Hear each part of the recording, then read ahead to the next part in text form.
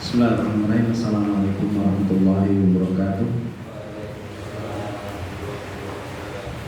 Ila hadratin Nabi Mustafa Muhammadin sallallahu alaihi wasallam wa ala alihi wa ashabihi wa dzurriyyatihi ajmain. Al-Fatihah. A'udzu billahi minasyaitonir rajim. Bismillahirrahmanirrahim. Alhamdulillahirabbil alamin arrahmanir rahim maliki yaumiddin. Iyyaka na'budu wa iyyaka nasta'in. Ihdinas siratal mustaqim. Shiratal ladzina an'amta 'alaihim ghairil maghdubi 'alaihim waladdallin. Mananya sekarang sifat apa? Ya mau binafsi. Bismillahirrahmanirrahim. Qala al-musannifu rahimahullah. Wajibu dan wajib bihaqihi ta'ala, di haknya Allah subhanahu wa ta'ala. Apa al-qiyamu binafsi, sifat qiyamuhu binafsi,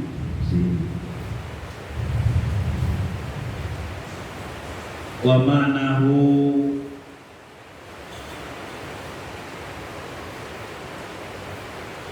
dan adapun maknanya qiyam binafsihi, annahu, sesungguhnya Allah subhanahu wa ta'ala, annahu ta'ala, sesungguhnya Allah subhanahu wa ta'ala, la yabtaqiru, adalah tidak membutuhkan Allah.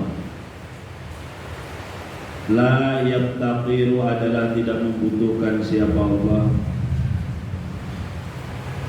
ila mahallin, kepada tempat,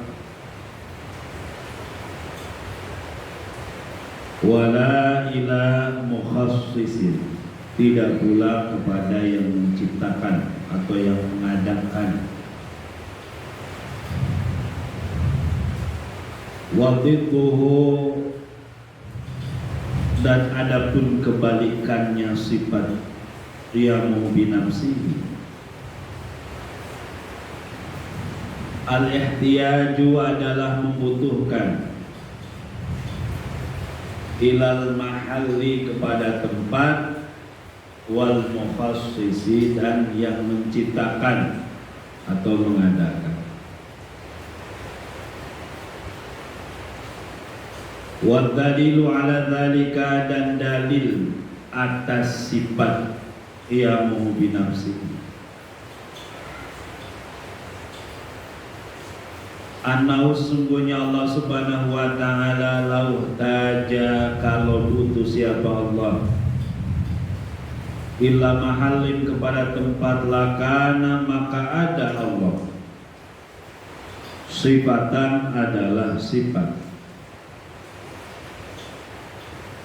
wa kaunuhu, dan adanya Allah subhanahu wa ta'ala sifatan, adalah sifat, muhalun, adalah muhal, mustahil. Walau taja, dan apabila membutuhkan Allah, siapa Allah, ila mukhassisin, kepada yang menciptakan, kepada yang mengadakan, lakana, maka ada Allah, hadisan, adalah baru.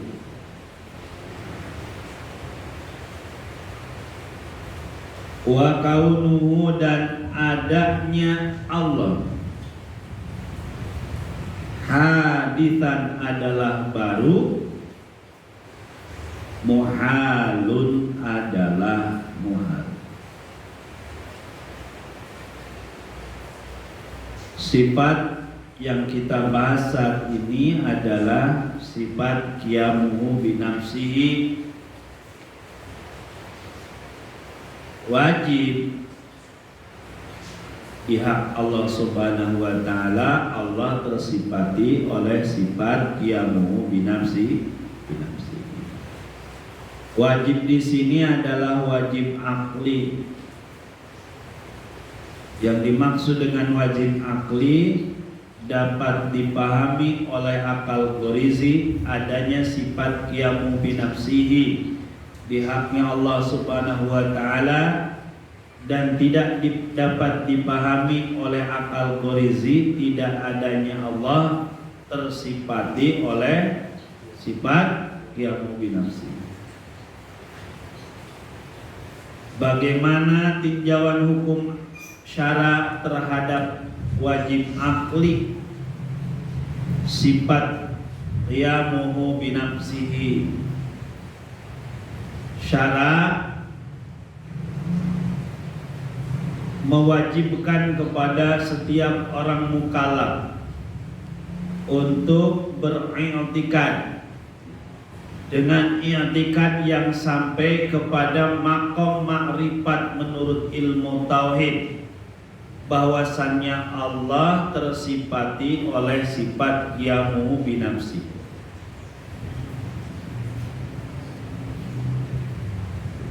Dengan konsekuensi orang yang beriktikad kemudian i'tikadnya sampai kepada maqam ma'rifat, maka dianggap sempurna salah satu syarat sahnya iman,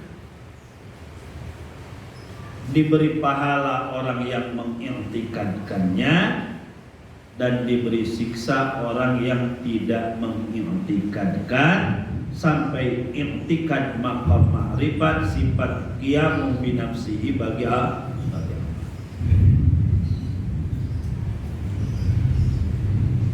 Maknanya di sini annahu ta'ala la yaftaqiru ila mahal.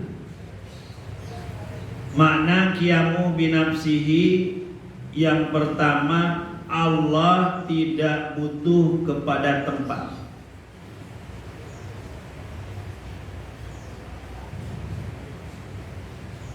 Maka ini termasuk sifat salbiah, menafikan seluruh pertanyaan di mana yang berkaitan dengan jihad, yang berkaitan dengan tempat, yang berkaitan dengan arah. Ketika ada orang bertanya di mana, itu pertanyaan sudah salah. Kenapa? Allah tidak membutuhkan kepada tempat. Begitu juga kalau pertanyaan di mana kemudian dijawab dengan jihad, otomatis jawabannya juga salah. As-su'al al-khata' yu'addi ilal jawab al-khata'. Pertanyaan yang salah akan mempengaruhi kepada jawaban yang salah pula, akan mengakibatkan kepada jawaban yang salah pula.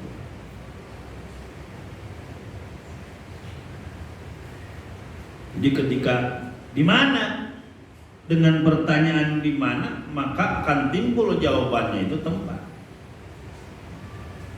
Di depan, di belakang, di pinggir, di samping, salah semua. Maka dengan adanya Allah tidak membutuhkan kepada tempat, ini batal i'tiqadnya siapa? I'tiqadnya Khawarij Karamiyah. Di mana Khawarij Karamiyah, kenapa dinamakan dengan Khawarij Karamiyah? Karena yang mendirikannya adalah Ibnu Karam. Khawarij Karamiyah. Khawarij Karamiyah mengatakan bahwa Allah itu adanya, diamnya di arsy. Sekarang populer lagi. Allah itu katanya adanya di arsy. Tapi kalau kita mengatakan bahwasannya Allah itu adanya di arsy, maka Allah itu qadim. Kalau Allah qadim, arsy juga harus qadim.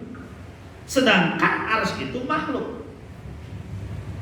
Apa mungkin ada makhluk yang qadim? Tidak ada. Semua makhluk itu hadis. Maka kalau Allah diam di arsy, maka arsy mesti qadim. Sedangkan arsy itu adalah makhluk. Dan makhluk orang ada yang qadim, nggak ada yang qadim. Semua makhluk itu hadir baru. Ini tak terpatahkan dan terbantahkan. Kalau kita mengatakan Allah itu adanya di arsy, Ar-Rahmanu 'alal arsis tawa. Allah bersemayam di atas arsy, diam di arsy, adanya di arsy. Sedangkan arsy itu adalah ciptaan. Yang namanya ciptaan ada awal. Allah ada awalnya enggak? Jadi kalau kita ingin mengatakan bahwa Allah diamnya di arsy, duduk di arsy, bersemayam di arsy, maka arsy barang tentu harus qadim. Sedangkan semua makhluk Allah itu gak ada yang qadim, karena memang pada hakikatnya makhluk semuanya adalah qadim.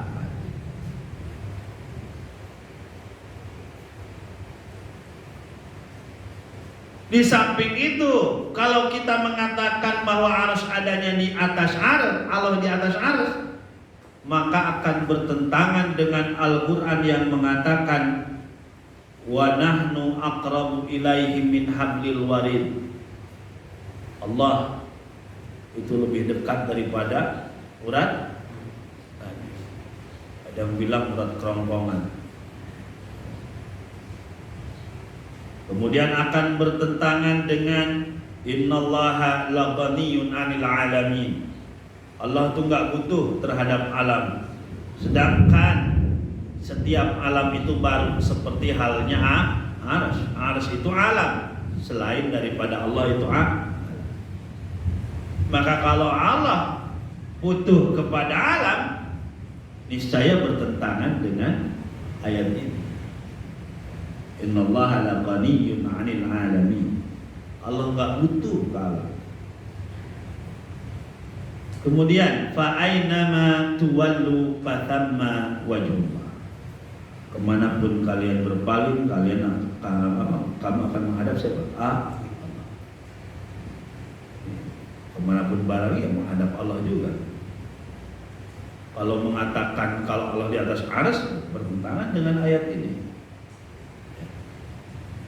Bahkan arsy itu jauh, bertentangan juga dengan Al-Quran. Wa idza sa'alaka 'ibadi anni fa inni qarib dekat. Arsy jauh, maka akan bertentangan dengan ayat.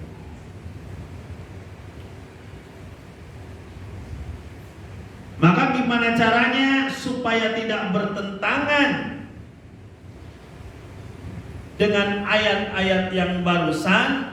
Arti daripada Ar-Rahmanu 'alal 'arsy istawa itu seperti apa? Istiwa itu ada dua makna. Ini bukan majazi, Ini makna hakiki, dan makna hakikinya punya dua makna. Ada satu makna qarib, dua makna ba'id. Makna qaribnya apa? Makna qaribnya istawa itu artinya menempati.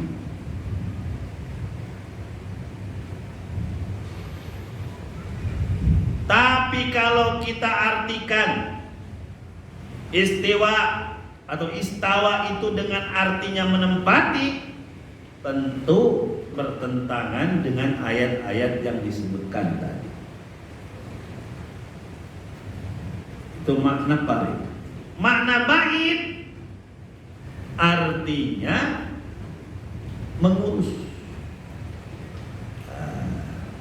Kalau diartikan dengan makna ba'id, ini tidak akan bertentangan dengan ayat-ayat tadi. Ar-Rahmanu 'alal 'arsy istawa. Allah mengurus atas arsy.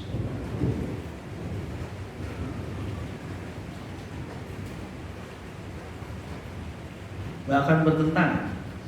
Artinya mengurus istawa makna ba'in. Kalau makna qaribnya itu apa? Menempat. Tapi kalau dimaknai dengan menempati bertentangan dengan tadi wa idza sa'alaka ibadi anni fa inni qarib, dekat sedangkan harus jauh, bertentangan. Tapi kalau dimaknai dengan makna ba'id, yaitu artinya mengurus, gak bertentangan. Nah, maka ada kaitannya dengan ilmu balaghah. Kalau makna hakiki mempunyai dua makna, makna qarib dan makna ba'id, kemudian yang diambilnya adalah makna ba'id, maka itu dinamakan dengan badi' tauriyah. Ya. Jadi kalau makna hakiki mempunyai dua makna, satu makna qarib, dua makna ba'id, kemudian yang diambilnya adalah makna ba'id, maka dinamakan dengan badi' tauriyah.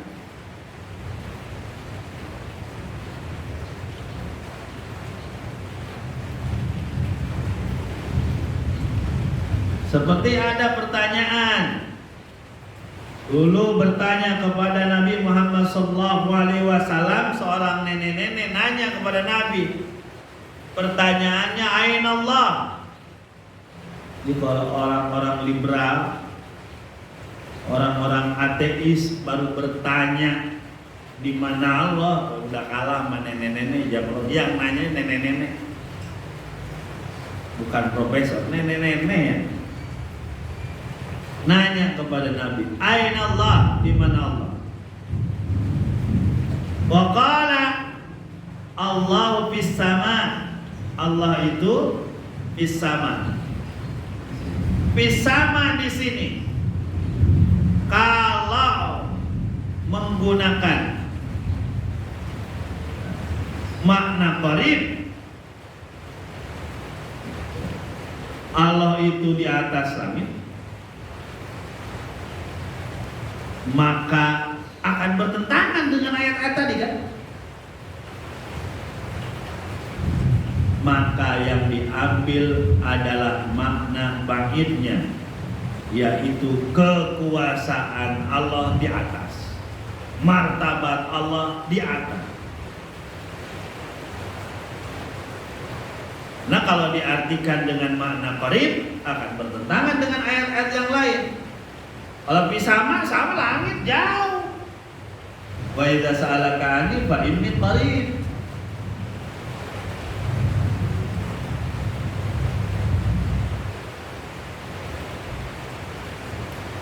Maka yang diambil mana ba'id, dan dinamakan tadi sebagai apa? Badi apa?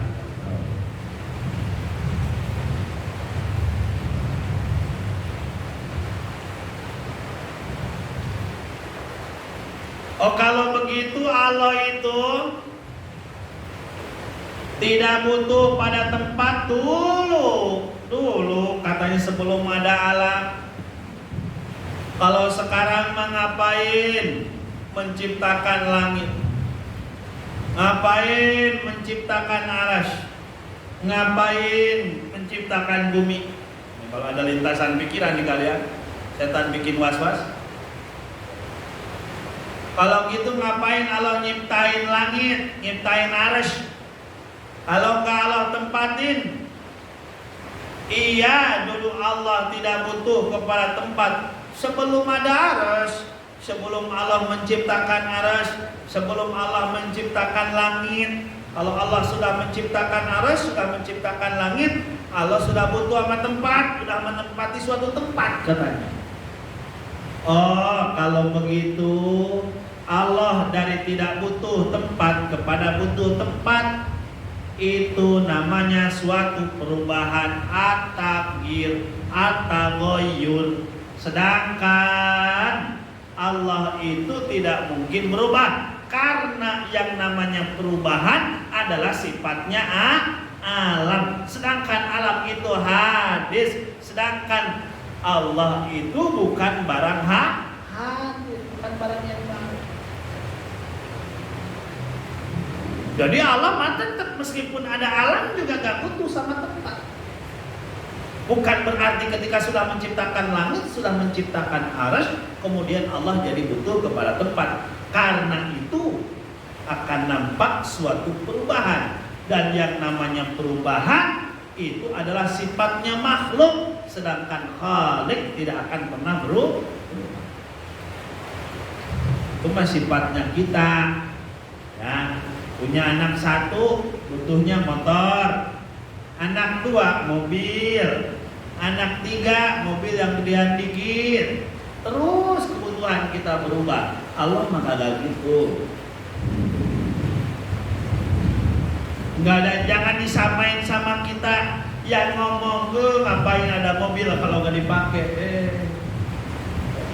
Menyerupakan Allah dengan makhluk itu batil.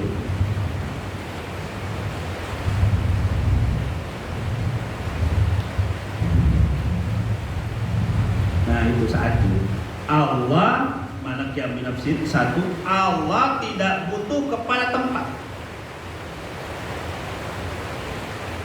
Wala ila muhasis, tidak butuh Allah itu kepada yang menciptakan. Tidak butuh Allah itu terhadap ada yang mengadakan. Kenapa? Kalau Allah butuh kepada yang mengadakan, tentu Allah itu baru. Sedangkan Allah baru itu mustahil. Kalau Allah butuh kepada yang mengadakan, tentu yang mengadakan Allah butuh kepada yang mengadakan. Yang mengadakan butuh kepada yang mengadakan. Yang mengadakan butuh kepada yang mengadakan. Sedangkan itu termasuk daur wa tasalsul. Daur wa tasalsul itu batil. Gak bisa. Terus aja gak ada ujungnya. Yang pencipta ini siapa? Ini terus. Emang sana.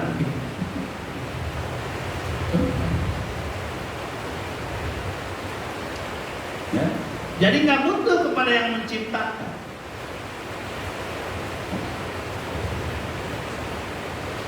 Itu namanya qiyam binafsihi. Satu, nggak butuh sama tempat. Dua, nggak butuh sama yang nyiptain. Orang beliau maha pencipta. Kemudian waqtiduhu sering kita bahas di bimakna naqid. Naqid itu apa? Perkara yang tidak akan ada dua-duanya secara bersamaan. Kalau ada satu, pasti satu lain tidak ada. Jadi kalau ada sifat wajib, pasti ada sifat muhal. Wa dhidduhu al-ihtiyaj ilal mahal. Kebalikannya Allah membutuhkan kepada tempat. Wal mukhassis, dan kepada yang menciptakannya. Kemudian dalil terhadap bahwasannya Allah kalau membutuhkan kepada tempat, tentu Allah itu sifat. Jadi kalau Allah butuh kepada tempat, tentu Allah itu sifat. Sedangkan kalau Allah sifat, tentu tidak akan tersifati oleh sifat 20. Allah aja sifat, gak bisa sifat mentersifati. Ya. Jadi kalau Allah itu tidak berdiri sendiri, tentu Allah itu sifat. Sedangkan kalau Allah sifat, gak mungkin Allah itu tersifati oleh sifat 20. Sedangkan Allah tidak tersifati oleh sifat 20, tersifati oleh sifat wajib, itu hukumnya mustahil.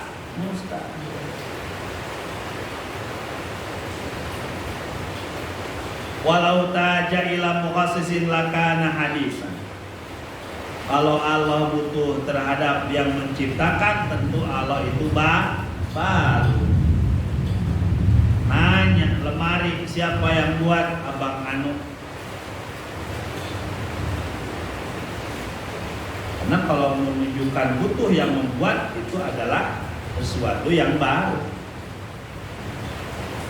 Wa kaunuhu hadisan mustahil, muhal. Jadi kalau dirunut Allah itu qiyamu binafsihi, qiyamu binafsi, Allah tidak membutuhkan kepada yang lain. Dalilnya adalah kalau Allah membutuhkan kepada tempat, kepada yang menciptakan, niscaya Allah itu membutuhkan kepada tempat. Kalau Allah butuh pada tempat, sedangkan tempat itu makhluk adalah baru. Sedangkan kalau ada yang qadim, mestinya tempatnya juga qadim. Kalau ada tempat qadim itu hukumnya mustahil karena semua makhluk itu hadis. Yang qadim hanya Allah. Jadi kalau Allah butuh kepada tempat itu kalau Allah membutuhkan kepada yang menciptakan, niscaya Allah itu baru.